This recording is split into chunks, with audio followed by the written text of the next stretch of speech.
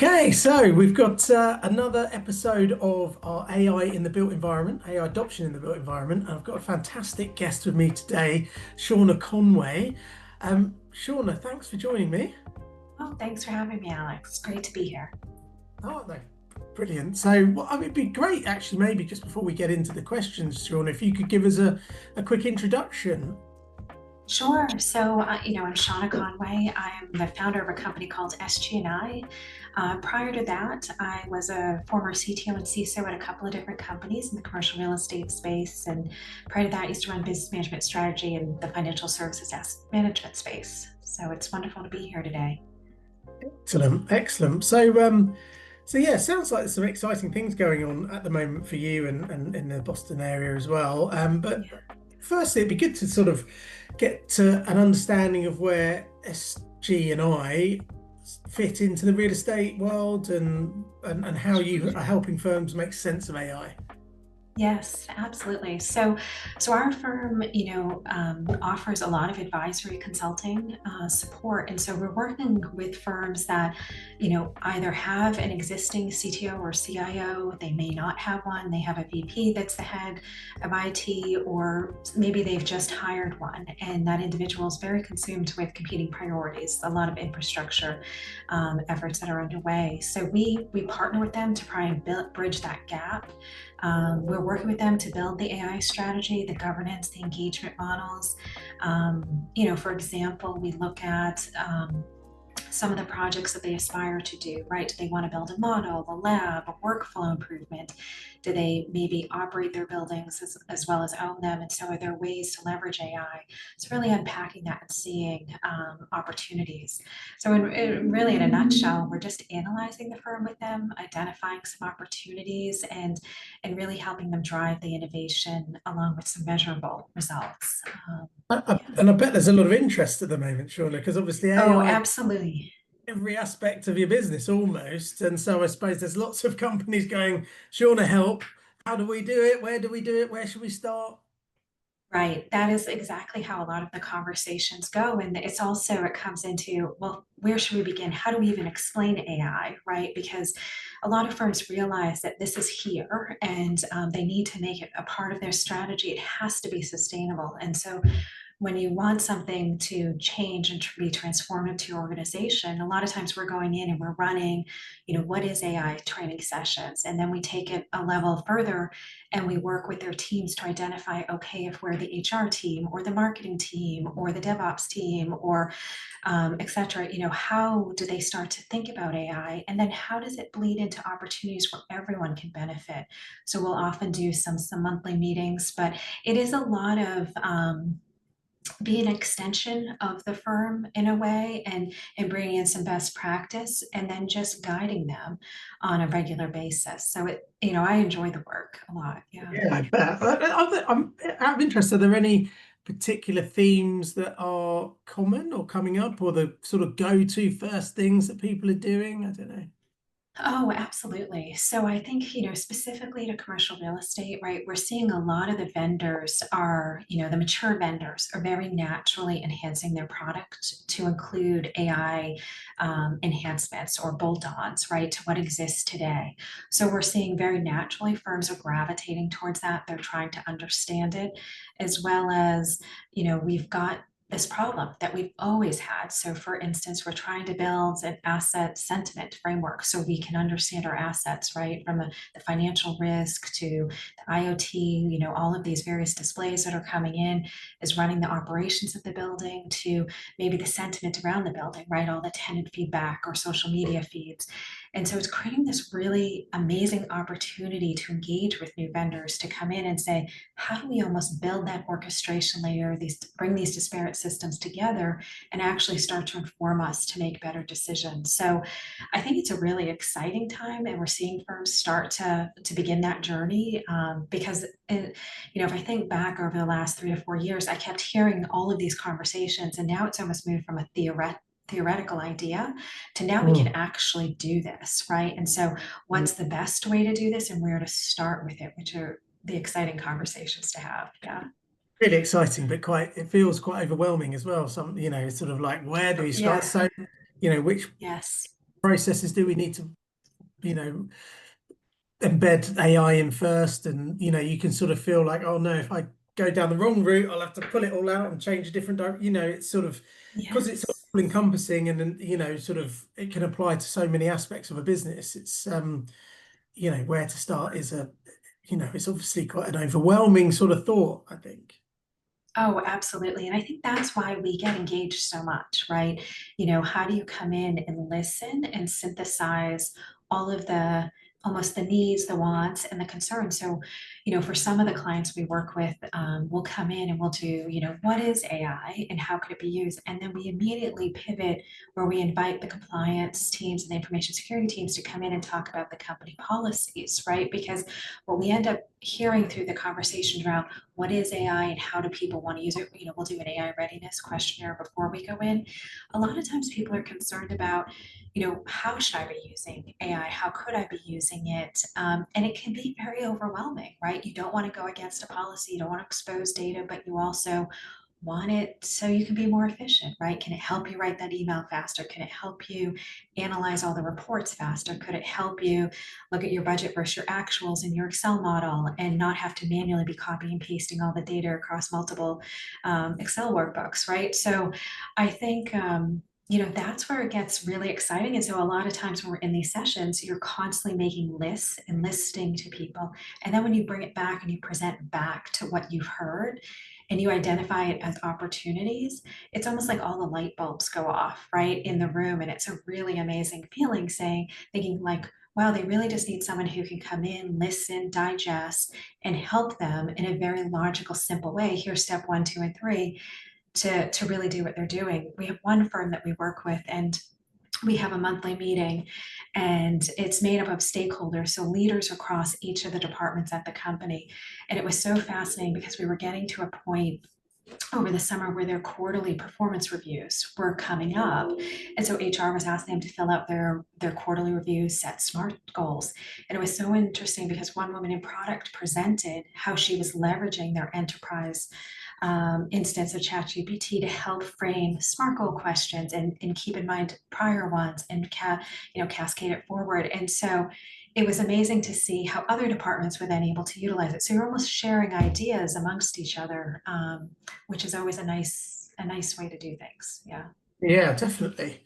Yeah. Cool. And so, I mean, from your work with the sort of, I suppose, focusing on the commercial real or Yeah. focus on the real Yeah. estate space, I suppose. I know you do work across different areas, but looking at the Yeah. commercial real estate firms and prop techs, how would you describe where AI adoption really is with them today? Today, yeah. So I think, I had stepped into the commercial real estate space. As you know, I was an asset manager for a long time. And when I stepped into commercial real estate, I was always mesmerized by how many prop tech companies there are.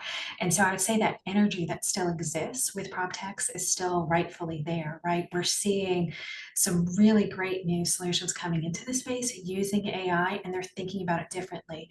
And they're also, a lot of them are practitioners. So they have spent their career in this space. And so they're really looking at these niche pain points. Although they might sound niche to everyone, but when you're in it, it's really a big challenge. And they're developing some great solutions, right? So I think just last week, we saw the announcement of Outcome, which is something we've looked at over the last many months. And it's a great solution to really summarize very dense reporting that can come out. And they have a whole host of solutions with their orchestration layers and their dashboard. So that's a very exciting product to follow. We've also started to work with a company called Unity, which does some call center operations and efficiencies in the alternative space for commercial real estate, which has been great. We've seen some other vendors like Dilico AI, which is also an orchestration layer. They they do a nice job working with Snowflake and going within the industry and out of the industry and bringing best practices. So I think it's still a great energy of new solutions. And then again, going back to those mature ones, they're doing a phenomenal job of staying current and trying to develop. As we know, this is moving at such a rapid pace. But if you think Exactly. about, the adoption side, so that's like the vendor side is still very healthy and great, which is what you always want to see, like good investment coming out and new solutions to the problems being developed and worked on. where I see firms are having the most success, right? So if we think about how the adoption of it is going, is I think the firms that have a very healthy dialogue around alignment between their strategy, their IT, and their business are the most successful, right? Because it's almost like the team that's required to make this work, they're already in sync, they're already evaluating solutions, they're already giving feedback, right? Because a lot of these require configuration and oversight.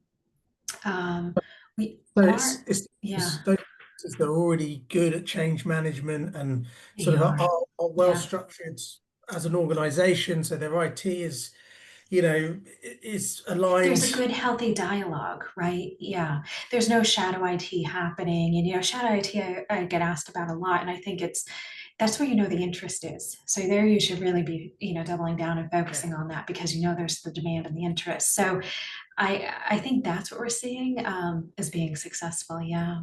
I'd say excellent. the one thing that I hope to see out of this industry over time is more of enterprise adoption, right? We're seeing it in departments still, in interest and experimentation, but to scale it and make that investment across the organization, I think is still underway. I don't think it's quite there. And so I don't know if it's just the investment or the commitment to do that. But it's kind of at all companies, I would say, too. It's not super unique. Yeah, I Yeah. mean, it's a common sort of trope that I hear, put out there that, real estate in general is quite far behind in terms of its technical adoption, let alone AI. Yeah. But it sounds more positive from what you're saying, Shauna. I And think is so. AI sort of, because that's so it's sort of at the top of the hype curve right now, but we can Yeah. all see the impact it can have just by using it in everyday life. Is that Yeah. sort of the require was is the fact that it's sort of embedding in everything, that it's really pushing it forward, and tech adoption in as a whole being more Right. be sort of looked at and adopted. Oh, absolutely. I mean, I think that's the biggest because it's affecting all departments really universally, and it has such a big people element to it, right? And change management and helping during that transition, right? From well, will my tasks change, and identifying how they'll change and what will change, and then where do you have opportunity now to use that free time, right? Absolutely. It's a big change. Yeah, definitely. Yeah. So what did you think are the biggest barriers, Shauna, in bringing AI into workflows, and how do you balance innovation with risk and trust? Yes, yes, great question. So I think the same challenge still exists, right? Data is fragmented, right? It's still in multiple solutions. I think that affects a lot of industries. I think what's also unique about commercial real estate, a lot of it still exists in email and Excel. And there's still a lot of siloed systems too. So I think that's still an uphill battle for a lot of firms. And so that requires a lot of due diligence, a lot of mapping, a lot of making sure you're comfortable with if you bring in an orchestration layer, how is it set up? How is it working? Because it's really important to have that accuracy and explainability, right? That's one of the things that now with AI, you don't always have that at your fingertips. Like, if you're in Excel and you just click into the cell and you can see the formula behind it, right? So I think driving, transparency and comfort with that is really important. And then so it's more systematic, more on the people side, like we were just talking about. Individuals need to have trust in the data they're receiving or they're sending out, because at the end of the day, you're always still accountable, right? It's immutable, right? The information you send out is always yours. So getting people to a comfortable stage of, yes, I trust the data, and yes, this sounds like the company, the brand, the me, and helping through that change management is always a big part of things. Yeah. Yeah, definitely. On the flip side, I mean, you mentioned a couple of applications already, and that's great to hear that. But what's the most exciting AI application you've seen in the built environment recently, and why? Most exciting. So I would say, I know I already kind of talked about them a little bit, but I would go back to One of the companies that we're working with, it's in the alternative space, self-storage space. What is interesting about the product Unity is that it's developed, it is actually a couple years out, but it's new to me. And I think it's really getting a lot of attention just given some of the opportunity in the space. And they see a unique opportunity to come in and really enhance the call center, right? So that as more smarter agents are coming in, linking it back into systems almost in a real time way, so that agents can see what's happening, sales can see what's happening, the bot, the texting, they've worked around PCI information and closing of the transaction. So I think seeing practitioners take their domain expertise and build a solution that they see as a pain point and where efficiencies can be gained has been great. I'm very excited to see what outcome brings. I don't know if you're familiar with that solution. It was just announced last week. But they have a very powerful tool where it's, again, it has many use cases. The one that I've seen is just being able to summarize. A lot of times in commercial real estate, you have these big, thick quarterly asset review books, and being able to summarize those or the information or the deals that come through and be able to do it mobily, because a lot of people are traveling, right, and trying to consume the data at rapid pace. So seeing some of these solutions really help drive that efficiency, and so that you don't lose any of the data or the trust in the data. And knowing that these vendors have invested a lot and make sure the models are trained well, hallucinations are addressed, is really because they're building out these teams to make sure there's great quality and QA behind what they're delivering. So I think those have been some really exciting opportunities. Yeah. Good. So I'll check those out. It's Yeah. yeah, to know those particular ones. And how do you see AI shaping real estate and leadership priorities over the next 5 to 10 years? Yeah, so I think going along the same trends, about these solutions that are making data and flows and closing of deals much faster, but also the consumption of information, I think we're going to see, there's a lot of annual reviews or quarterly reviews, and I think a lot of that will make it so it's a continuous review and that it's AI driven, like monitoring. So you're going to have the data more readily available to then inform you to take decisions versus just having this very traditional quarterly annual review. So I think that'll help leaders. I think tenant and occupant experience will continue to evolve, right, based on how buildings are used and become a differentiator. We continue to see, I think, every year greater and greater solutions in the ESG, energy optimization, and resiliency reports, so that maybe there'll be AI enabled mandates in the future. So we'll be able to have more visibility into that, because a tremendous investment goes into that, and there's so much visibility into that data to optimally run a building. But I, do you think that's still there even despite the current administration's sort of view on ESG and that sort of thing? Do you yeah, think I change mean, the private sector's sort of focus? well, I think a lot of investment has gone into energy optimization, and I think that will continue. Of course, it's a political moment, right, in time, but I think over time, the long term, as we look at it, I think people are going to still use that information to make good investment decisions. Yeah, I mean, even if Yeah, it's saving you energy and saving you money, it's even if right. it's the Yeah, climate change that that we're trying to address, which I think will inevitably needs to happen anyway. So, right. maybe in 4 years' time, it's a different Yeah, idea. So, yeah, um, and then, I mean, something I'm particularly interested in, Shauna, is the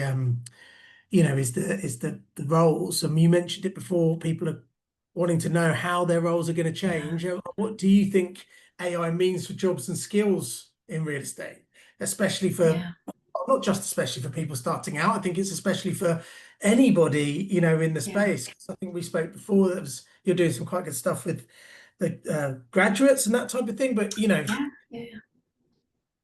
yeah, how does it change our How working? does it change?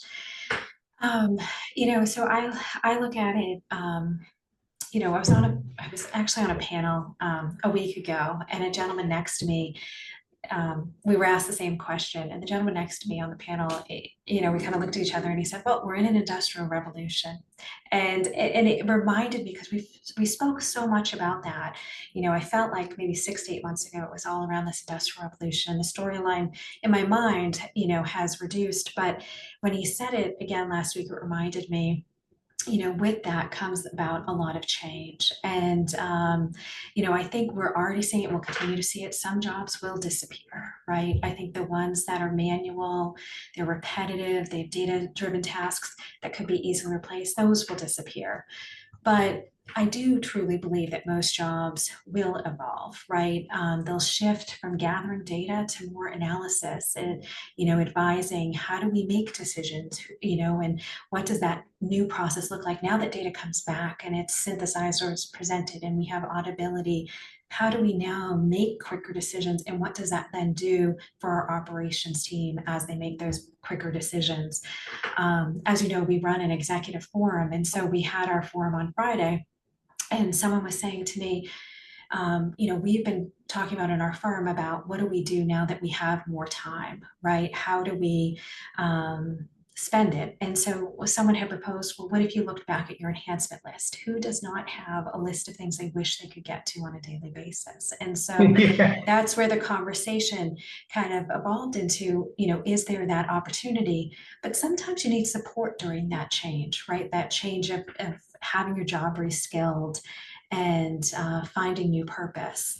I look at, you and I have talked about, what do new professionals do, or even existing professionals, right? And we all talk about AI fluency. How do you build your critical thinking, business success, right? Business context. But a passion area for me, as you know, is really identifying your human strengths, right? What is your judgment, your communication, Human your edge. ethics? Right, exactly. And so I think, as we start to support our teams more in firms and companies, I think new opportunities will come about, right? And I think new roles will emerge, right? AI operations, governance, model validation, right? All of those things don't really exist today, will need to exist. And so there's a matter of time where that will begin, and they might have different role titles, and we'll see them evolve and mature over time. But it just creates, there is certainly angst and concern out there, Yeah. for sure. Yeah, Yeah. definitely. But it's interesting how the responsibilities are likely to change, in terms of where is the human edge, what is that? It's like the critical thinking, it's the decision making, it's like the executive decisions ultimately. Because AI can give you all the data, but you can get more data to, I suppose there's the validation of the data and making sure there's not hallucinations in there. So you need the knowledge to be able to not, yeah, to do that. But then ultimately, what you add, what's the human adding to the process? And that's that there is that decision making. So, is that what Yeah. people should be developing more, or and students who are training now and going wanting to develop a career, it's that critical thinking, isn't it, that's sort of the valuable bit. Yeah. I don't know.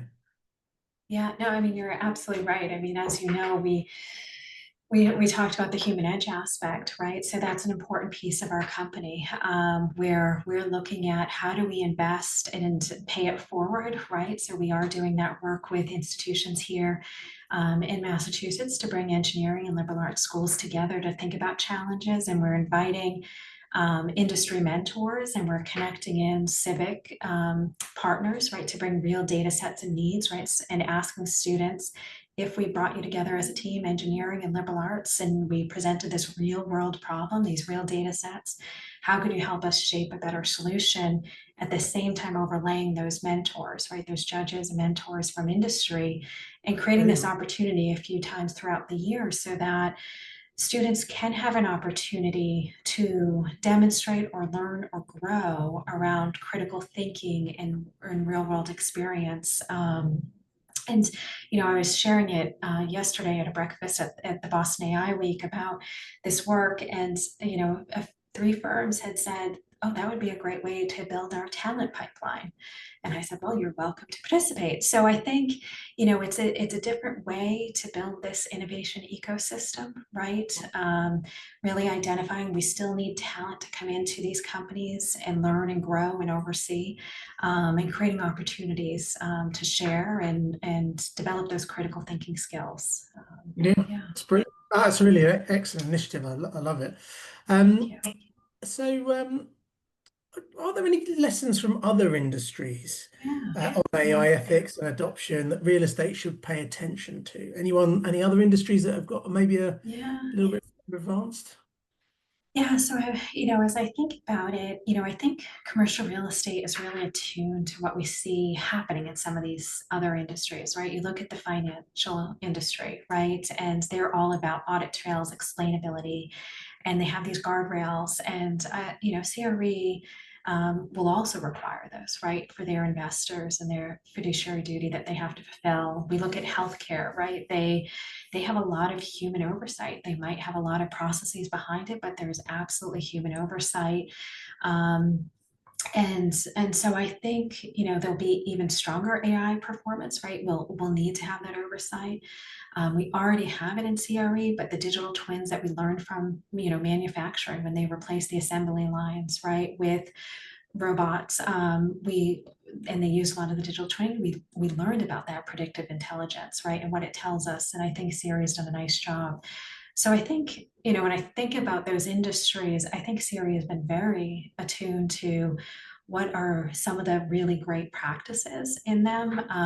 But I think what will come about as we go forward is that responsibility piece, right? This underpinning, we talk about humans, right? But I think a lot of it is it's not just critical thinking, it's also that we have a very responsible lens, right, to the innovation and how we're Yeah, using the ethics and information. morals Yeah, development. Yeah, yeah, definitely. yeah. Excellent. And then, and finally, Shauna, one more question is, what advice would you give a business leader, a CEO, who's just starting their AI journey? What do Yeah. they do first? Yeah, yeah, yeah. So we always, we begin asking, I always hesitate when someone says, well, we want to bring in this tool. And I always think to myself, well, is there a problem? If Yeah, we pivoted and we first looked at what are we trying to solve first and then look at the tools. So I would say, that's not new, right? But it really try and stay focused on what you're trying to solve, and to take a portfolio approach, right? Find those quick wins, prove the value, try and put in some opportunity for long-term bets and transform the business. We've talked a lot about data, so I think that continues to be a priority. So invest early, right? In data quality, yeah, governance, and AI literacy, right? Ultimately, we're trying to build this sustainable foundation. And I think the last piece is that AI is, a team sport, right? Success requires alignment across leadership, operations, and technology, and that needs to be fostered, right? That team spirit of things. And so I think those would be my recommendations. Yeah, great recommendations. thank you. Shauna, it's been a real pleasure talking to you Thank you. today. So thanks so much for joining me. You're very welcome. Thanks, Alex.